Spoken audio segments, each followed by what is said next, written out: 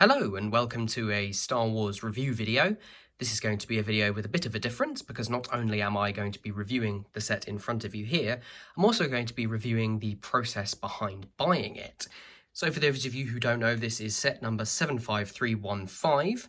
This is the Imperial Light Cruiser. It's a 2021 set and it normally retails for 150 Great British pounds, but I paid a total of £67.50 for it.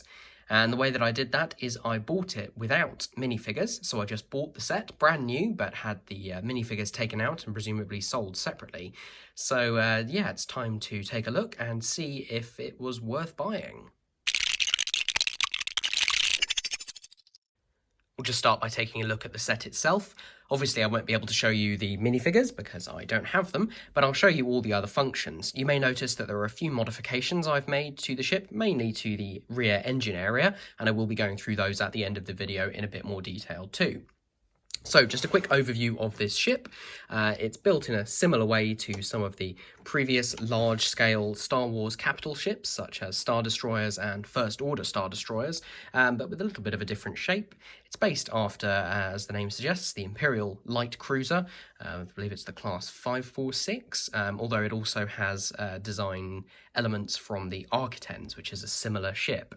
In terms of an accurate model, it isn't. Its proportions are too stubby, the details are not all correct, but as a playset, I think it's really, really nice.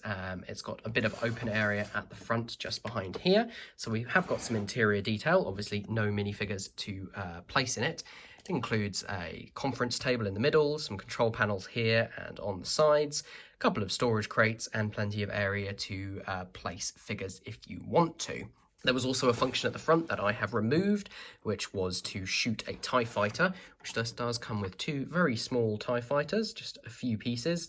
The function was to put it in the front here, and then there's a Technic piece which you push to launch the TIE fighter. It doesn't work very well. Other reviewers have covered it in more detail, and I decided to remove it. I've added a couple of extra tiles around the front on the inside here, so those aren't part of the original set. There's some good detailing down the sides. You've got these two gun emplacements, as well as lots of greebling detail, which is really nice.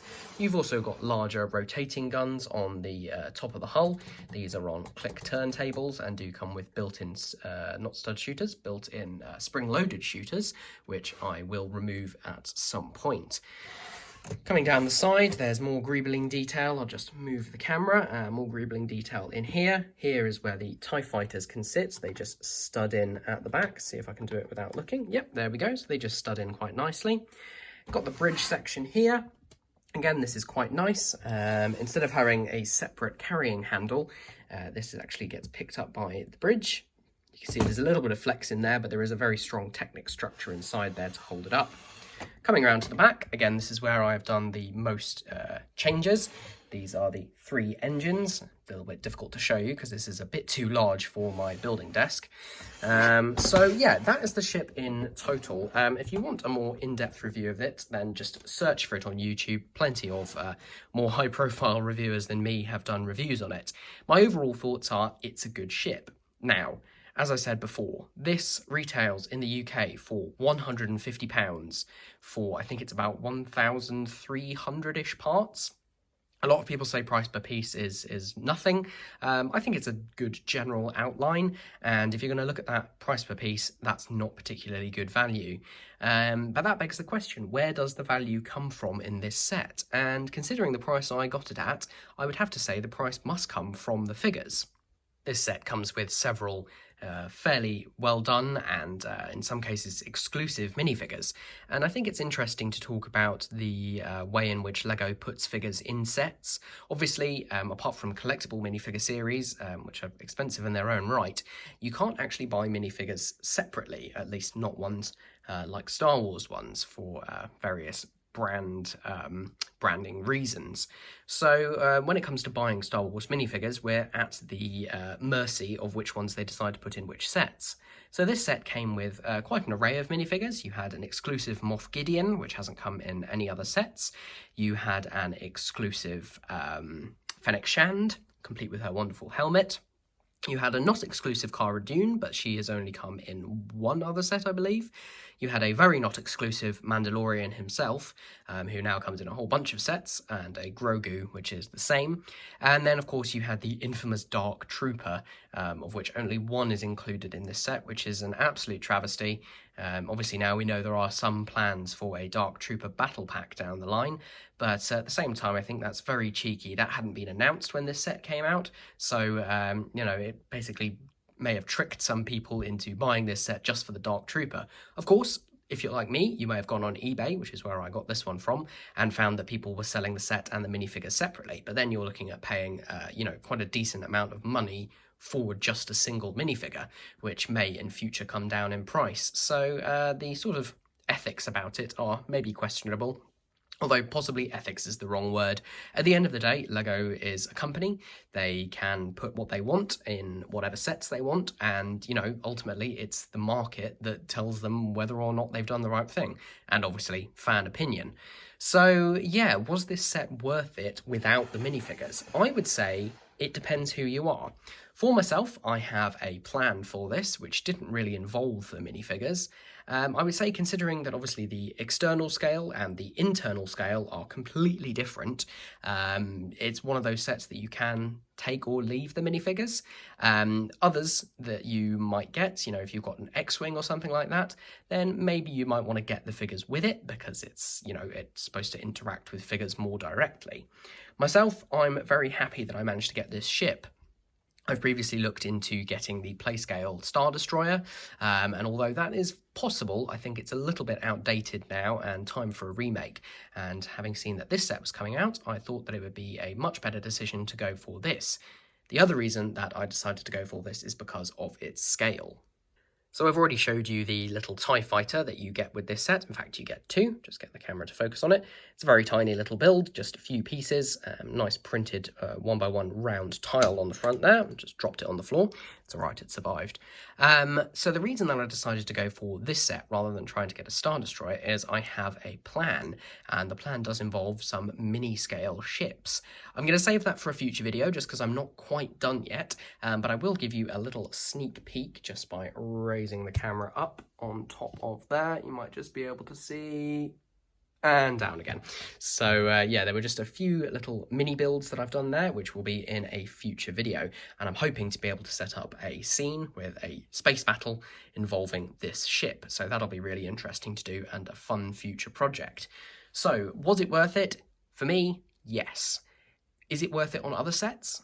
Quite possibly. There are quite a lot of sets out there which you may just want the actual build itself, whether that's a Star Wars ship like this, whether it's a car, a building, and the minifigures may not be important to you. Different people in the hobby collect different parts of it. Some collect all of it. I'd like to think of myself as one of those people. But at the same time, with my Hogwarts build, I spent a lot of time and effort on the actual buildings, and the minifigures have come kind of second to that, although I'm still happy with my collection. So that is my recommendation. If you're looking for a larger set, maybe a more expensive set, but you're not too fussed about the figures, have a look on eBay, on Bricklink, wherever you prefer to buy your secondary market Lego from, and just have a look and see if somebody is selling the figures or the sets separately, because it might save you a load of money. The final thing I'll do is to take a look at the engines. This was the area of the set that I was least happy with and that I decided I was going to modify before I even bought the ship. In the original set, you have these 3x3 curved round bricks on the front of the engines only. They're still there, but what I've actually done is bought a whole nother set, so 12 in total to go on the rear. In order to attach these, I've actually turned the two outer engines round, so the studs are actually facing the rear, and then I've connected these on in a slightly different way. Instead of using the Technic assembly in a similar way to how they were connected in the actual set, I've connected them using a Technic plate, so you might be able to see that coming off the side. And then in order to create the rounded shape, I've used a 45-degree sort of half square tile and a 1x2 rounded plate, which I think gives enough of an illusion of roundness there in the same sort of size. There's then a 2x8 Technic plate in dark bluish grey that goes behind there, and we've got a modified plate with a Technic pin and a brick with a Technic axle in there, and those fit into the corresponding holes on there. and then at the front we've just got a single Technic axle that runs the entire length and holds everything together. I will hopefully at some point release the file, the studio file. I've put that in wrong. I will release the studio file on my Rebrickable account, so that those of you who want to follow and do what I did for the rear of the ship can do so. So there we go, that was my look at this set and my thoughts on whether it's worth getting sets without the minifigures. I hope it was interesting or helpful, or at the very least killed a little bit of time. If you did enjoy it, then please leave a like down below, leave a comment and I'll do my best to get back to you. And if you fancy watching any of my other videos and keeping up to date with them, then please subscribe to the channel. Thank you, and I'll see you in the next one.